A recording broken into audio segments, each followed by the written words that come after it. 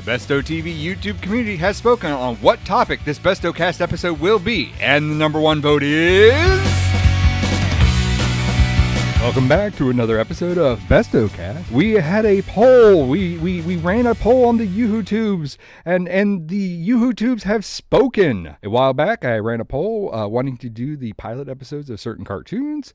The cartoons being ThunderCats Exodus from 1985, G.I. Joe Mass Device from 1983, TMNT Turtle Tracks, or Teenage Mutant Ninja Turtles, Turtle Tracks 1987, and Transformers More Than Meets the Eye 1984. Personally, I wanted G.I. Joe Mass Device to win it out. And honestly, I had 3 movies. I needed a 4th movie. I just threw TMNT Turtle Tracks up there as on a whim.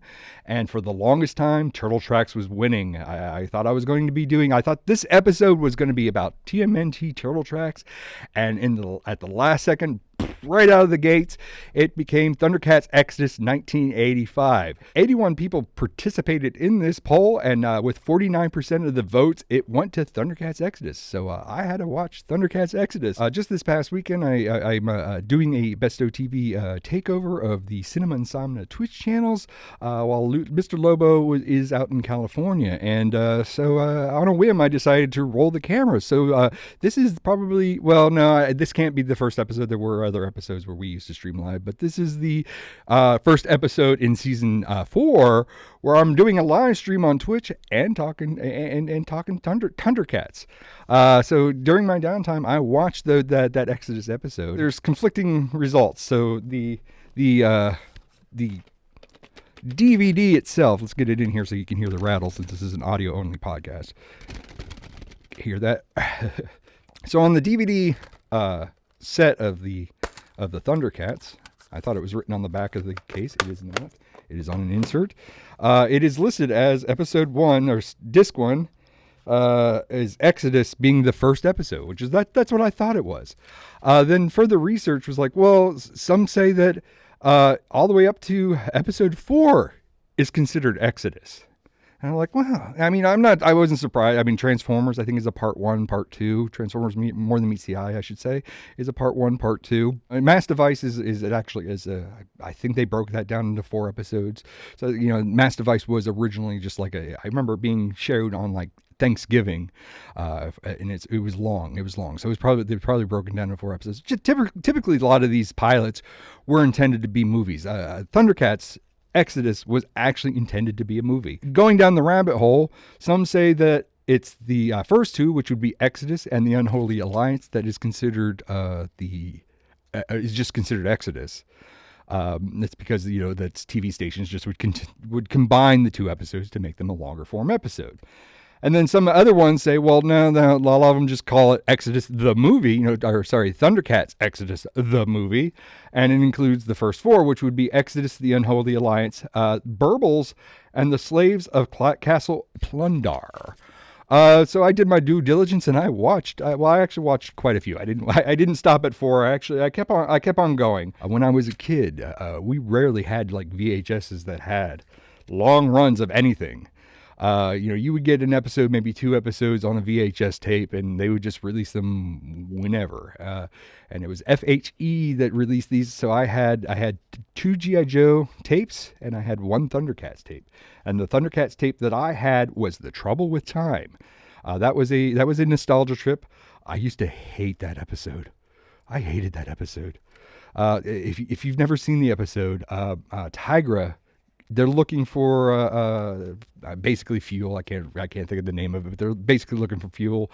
And Tigra finds this huge cache in this cave, and he enters the cave, and he just starts aging, and he's going to die, and there's no escape. And as a kid, that was scary. I hated that episode for that. I didn't want to watch those VHSs, but if you didn't want to watch what was on TV and you had a limited VHS supply, you watched what you had. Eventually, I overcame it, and it has a happy ending. There's the fountain of youth in the ThunderCats universe, so there's that too. I partook on the first 4, and honestly, just animated alone, you could tell that the first 2 were a little bit more higher grade than the rest of the series. You could tell that this was probably more so that this was supposed to be something that was supposed to go in theaters, and the animations is a little bit better. When you get into Burbles and the Slaves of Castle Plundar, then we start deteriorating. It's diminishing returns once we start getting to that. A lot of reused animation. There's a scene where Lino just does this thing where he circles the his Sword of Omens around and around and around. They reused that twice in that episode, and I believe they use it one more time in a following episode afterwards. Sidetrack here. You want to talk about getting, pardon me, but YouTube might make me bleep this, but getting asses in seats is that you get a high grade, super good quality intro, an intro that looks nothing like the actual episode, and you will get asses in seats. You're like, oh, the ThunderCats is on. This is a groovy freaking soundtrack.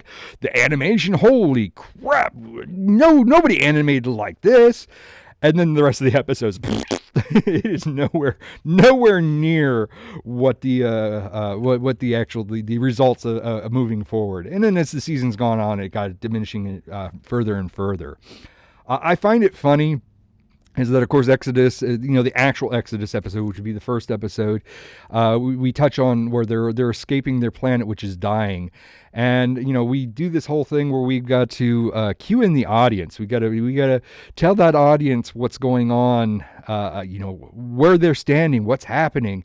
And Lino is just like sleeping in the other room, and Jaga is like, "Oh, go get Lino, bring him in here," and and we get this exhibition. We get this plot dump of all at once. And it's like, oh, the planet's dying and it's blowing up, and we're getting hunted down by the mutants and all this other stuff, and I'm thinking to myself, wouldn't Lino already know all this? Like, how long has he been sleeping in the other room? Like, the planet just doesn't up and implode unless it got shot down by the Death Star. It's not gonna it's just not gonna instantly die. And I'm pretty sure, like, he should know all this. He should know all this. It's just something that they're obviously telling for the benefit of the viewers. But a lot of it's just like, well, he should have already known this. They're not really set up like warriors or anything. It's just like Jaga's like, here's your clothes and here's some weapons and, good luck. And they instantly know nunchaku and staffu and sword chen. I know kung fu. So they instantly know how to use all this stuff, and they're instantly combatants. That's something I kind of liked about the reboot of not the ThunderCats Roar. Although the first episode of ThunderCats Roar is also called Exodus. I was going to force myself to watch it just for the benefit of this podcast. I just can't. I just can't. I don't think the first episode for the rebooted series in between is called Exodus, but it took place on Thundera a lot longer. And everybody kind of has their role, like Panthro's pretty much established from the beginning. Chitara's pretty much established. They all have their roles. You already know that Lionel is a descendant of Claudius, the king, which, by the way, in the rebooted series was also Larry Kenny.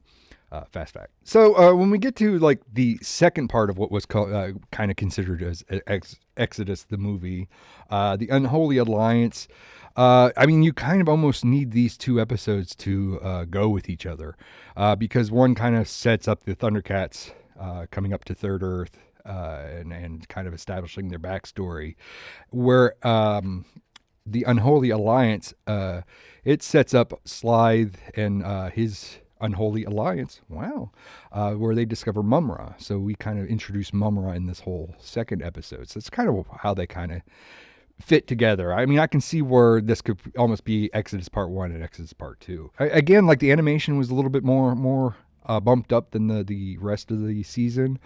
Very odd that the way that Mumra is defeated is via his reflection. I don't know if that's ever become a thing moving forward. It's kind of like G.I. Joe. The weakness of Zartan is sunlight. He hates the sunlight. And then he's in the sun like the rest of the series anyway. He's defeated in it with his reflection. So stay away from any mirrors. Stay away from any. I guess don't look into anything that's reflective, Mumra. You will be defeated before you even get to Lion-O. There's actually not a lot of music underscoring. Usually, like when you get to the fight scenes, you get the bombastic rock and music. You don't really get to that they don't play it. And I kind of wondered if it was an error on their part. Lion-O is fighting Jackal at one point, and there's absolutely no music. You just hear the struggling and stuff, which is kind of an example of like how music kind of enhances what you're seeing visually. But there's no music, and then Mumra shows up, and there's still no music. And there's just this whole like weird wall when he's seeing his reflection, and it just carries on. I think it kind of shows the strength of Lion-O too, where like how he can pretty much stand toe to toe with these adversaries before having to call the ThunderCats and save the day. I remember actually the not really Happy Meal toys. I mean, Happy Meal is generally a brand of McDonald's, but I think this came from the ThunderCats line of toys came from Burger King. Was it like Kids Club? I think it might have been Burger King or the Kids Club meal. But the kids meal from Burger King featured ThunderCats. And I remember the ring. I remember like a lot of the whatever you call it, where you move it and it's like a. You could see, lenticular, I think is where you move it and it there's motion to it. So you see the ThunderCat symbol, or you see the Eye of Thunder opening, or you see Lion-O doing his trademark yell. But the main thing that I remember was the cups. Mr. Lobo and I had done an episode on cups long ago, but I don't think we ever talked about the ThunderCats cups. And more particularly, why I was interested in the cups, it was not the cups themselves, it was the lids. The lids had the ThunderCat symbol embossed in it. And I just remember as a kid, like taking just the lid to like class or whatever, because you take a pencil and you color right over it, and you had the perfect ThunderCat symbol. Awesome. Just that alone was awesome. I no longer have the cups, except for a few months ago. Gorilla Boys Toys gave me something that I was supposed to do on the Yoo-Hoo tubes. I don't think we ever did to it, so that's I'm going to put a pin in that to remind future Paul, do this thing. But he gave me something that I don't want to spoil right now, that I didn't want to get crushed because of its uniqueness. And he gave me a ThunderCats cup to keep this item inside of, to keep it nice so they don't get ruined. So it's the whole thing. It's got, I just wanted to take the lid off and just start scribbling on pieces of paper, all pieces of paper. If I could ever find like anything that's from my old home, it's probably all these pieces of paper with the ThunderCat symbol all traced over. Maybe me like darkening the edges or anything or everything. Yeah. As far as the toys go, LJN made the toys. They had a unique light up feature. Like I've mentioned before in past episodes of the podcast, is like my big two were Transformers and G.I. Joe. I didn't have too much in the way of He-Man and ThunderCats. I wanted ThunderCats. The show was advertised to me, and as a young impressionable mind, I wanted these toys. But at that time, my father married my stepmom, and for Christmas, we all want my stepbrother and I wanted ThunderCats toys. We wanted the ThunderCat lair and everything, the Thunder Tank, and for Christmas, that's what we got. We got the ThunderCat lair and the tank and Lion-O and Mumra and Monkey and all of them as a shared gift. It's something that we joke about to this day. My stepbrother and I still joke about this. It was a shared gift. It always stayed at my step family's house. I could only play with it. I couldn't take any of it home with me or anything. I could only play with it every other Sunday each month. So I got to play with it twice, and that's even if I got to play with it, because if we went out, if I came over. And a trip was planned or whatever. Well, we were going out and doing whatever. We weren't playing with toys. We were going to the flea market or whatnot. My stepmother used to be very adamant that things had to stay within their boxes and stuff. So I wasn't getting anything out of their boxes. They weren't allowed to be out of their boxes. So I rarely ever played with them. Do I regret it? No. It's actually good. As much as it kind of sounds like it sucks, it's just something we just look back and laugh about all the time. And we poke fun at each other over this, even to this day. Many jokes where it's like, oh, well, as revenge, I bought this for you, but I'm keeping this at my house. So if you want to play with this, you have to come to my house and play with this thing. But this is totally for you. This is yours.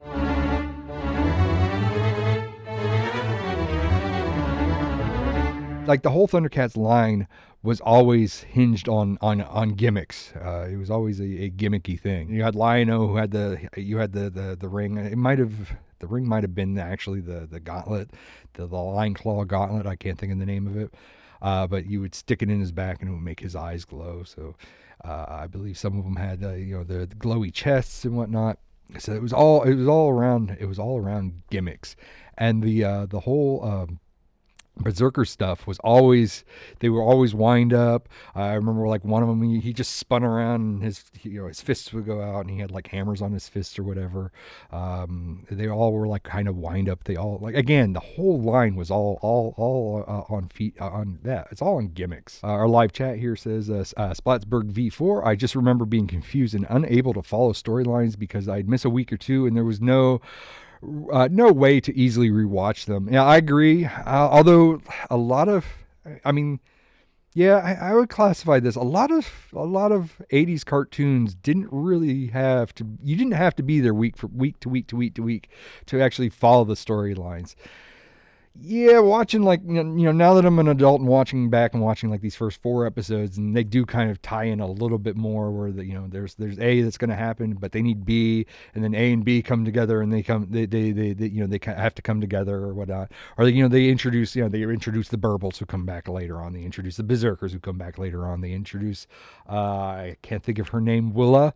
They introduce I loved Willa. Yeah, Willa was in the Trouble with Time episode. That's where she's introduced, and you get to meet them a couple other times. I generally, as a kid, I would never, like, even G.I. Joes or Transformers, I never like really watched anything super religiously at the same time every time. I mean, even today I don't watch, now you binge watch or whatever, and then for me, I put off things that drop every week to binge watch it, and then by the time it's all collected, I'm like, there's too much of that. I ain't going to watch all that. I'm going to stay away from that. But yeah, the nice thing with ThunderCats was it wasn't really like, it didn't really hinge too terribly much with an overall story arc. I mean, again, like I say, like looking back as an adult, I can kind of see a little bit more of a story arc, but I don't think I ever picked up on that when I was a child. The other thing is that I don't think I ever saw past what is classified as Season 1, Disc 1. According to this disc, there was Season 1, Volume 1, all the way up to Season 2, Volume 2, and there was 2 volumes per season. I don't think I ever got past, like, Volume 1. I don't even think I got past, like, what would be Disc 1. Oddly enough, like, now I got the new collected edition that has every single darn thing on here. When the DVDs first came out, they were super expensive. I remember they were like $60-$70, but it was broken down by Volume 1, Volume 2, Season 2, Volume 1, Season 2, Volume 2. So I only ever had Season 1, Volume 1, and then that's it. I stopped buying them because they were so expensive. I couldn't get them on the cheap. And in actuality, my Season 1, Volume 1 is autographed by I'm not going to remember the names correctly, so I'm just going to go by their character names. Signed by Lion-O, it's signed by Tigra, and it's signed by Pumira, I think it is. She's a later addition. There's three more ThunderCats that join the team, and she's one of the later additions. I had to be careful because there's Pumra, and Pumra is just Mumra in an alternate form, and I think it's Pumira, who's the other one. She's the third signature on there, and then I want to get the Chitara signature on there as well. Spatsburg V4, did you ever hear the outtakes of the actors cursing? Lion-O dropping F-bombs is kind of wild. It is hilarious. I totally seek that out. I don't know if the YouTubes will allow me to slip these into the podcast. Maybe I could slip one or two of them in there. I should have known the Territor didn't mean us any harm when the Sword of Omens didn't obey me. And anyway, it was just plain stupid to assume it might be bad. Just what the fuck am I talking about? I totally listened to them beforehand, and after we did our interview with Larry Kenny, I totally listened to them. I might have actually slipped one of them into. There might be one in that episode. Oh, Lion-O! We're not... What's the matter, Snarf? You got a cold. The Mumra stuff is always, if you ever heard the Mumra and him cursing is pretty wild too. Motherfucker! Anybody that's listening to this, please seek out the outtakes for ThunderCats. That is a total bonus that will make your day. Yeah. Exodus is the thing. I mean, that and the time travel wingy dingy, the trouble with time wing. You think I'd remember that? Those two were like hallmarks of my childhood. In that intro, I mean that intro, you could just dun dun dun dun dun dun dun dun dun dun dun. It's just pure childhood memory. When that comes, it's mind blowing. I don't know. Come back and insert proper description here. So talking with Mr. Lobo about this, I tried to keep his influence out of this episode because I was talking about doing this for a while. But he had recently did a episode. I guess he probably did it on the streams or wherever he did it, and he was just saying like how Exodus didn't really. It didn't hold for him. It wasn't really anything that stuck out. And in rewatching this past couple of days, I kind of, it was just like, I remember this. I definitely remember, the trouble with time. But it's not really like outside the intro. It's not really my go-to. And again, I never really got into the final seasons. I have no idea how this ends. So maybe that's a thing I should do. Maybe that's a thing that should be done. Is sit down and watch all 31 episodes. No, it's not 31 episodes. 31 episodes. 31 episodes per season, 31 episodes per volume. Please hold the line.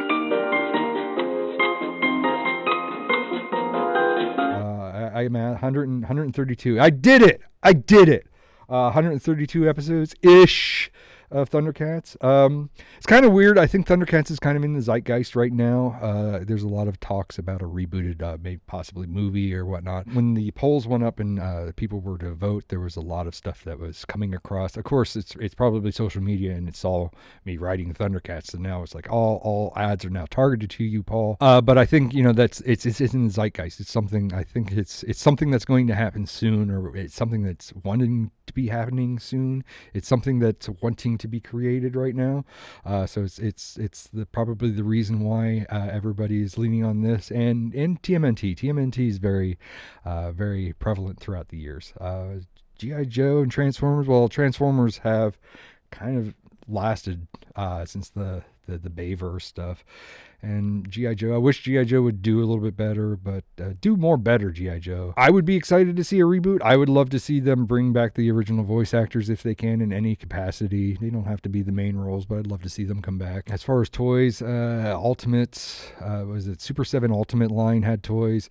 They're way out of my budget. They're $50 per figure, and they're really neat and really nice looking, but they're basically statue figures. And I had to pass. I had to pick and choose, and I picked Transformers and G.I. Joe over ThunderCats and TMNT for my lineup. And eventually I weeded them out because it just got too expensive. They're too expensive for figures, for action figures, for what they are. And granted, I'm an old man. They're going to probably sit on the shelf. I'm not going to get the sandpit out and fight. Well, maybe I will. Now that I put that out there, that actually sounds kind of fun. But that's about it for BestowCast. Please like, comment, and subscribe. Comment below your favorite ThunderCats character and or favorite ThunderCats figure or accessory. Let's not just limit it to the figures, but the accessories. If you like the Thunder Lair, I want to know that you like the Thunder Lair. And again, I will catch you next time on BestowCast. Have a good one. I'd like to thank these Patreon and YouTube members for helping support episodes like this and more. Michael Housel, Gothic Unicorn, Outer Space International. If you'd like to help back Bestow TV and earn special bonus perks, please join us on our YouTube membership area or patreon.com/BestowTV. Thanks again.